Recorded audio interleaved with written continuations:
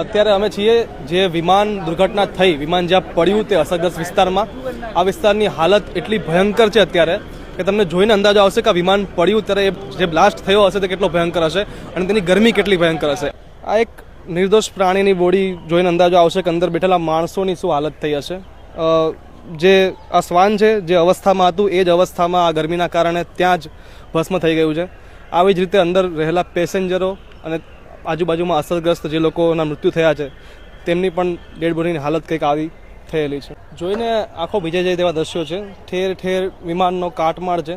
આ કાટમાળ જોઈને જ અંદાજો આવી જાય કે અંદર બેઠેલા માણસોનું શું અવસ્થા હશે.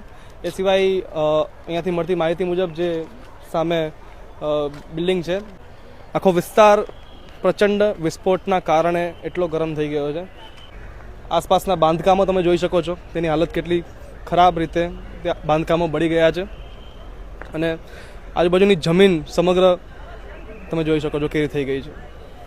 આ બિલ્ડિંગમાંથી અત્યાર સુધીમાં 15થી વધારે ડેડ બોડી નીકાળવામાં આવી છે અને આ ડેડ બોડી જેની કાઢવામાં આવી છે તે યાત્રીઓ નથી પરંતુ કેટલાક સ્ટાફ ક્વાર્ટરમાં રહેતા લોકો છે. આ તમે પાછળ જે જુઓ છો વિમાનનો પાછળનો હિસ્સો છે તે જે કેન્ટીન એરિયા હતો વિદ્યાર્થીઓનો ત્યાં આગળ પડેલ છે. કેન્ટીન એરિયામાં રહેલા બધા તમામ વિદ્યાર્થીઓના મોત થયેલા છે. બિલ્ડિંગમાં વિમાન ક્રેશ થઈ ગયા બાદ વિમાનની જે ઇંધણની ટાંકીઓ હતી તેમાં પ્રચંડ વિસ્ફોટ થવાને કારણે આજે બે બિલ્ડિંગ દેખાય છે, ક્વાર્ટર્સ દેખાય છે. એ ક્વાર્ટર્સને ભારે માત્રામાં નુકસાન થયું છે.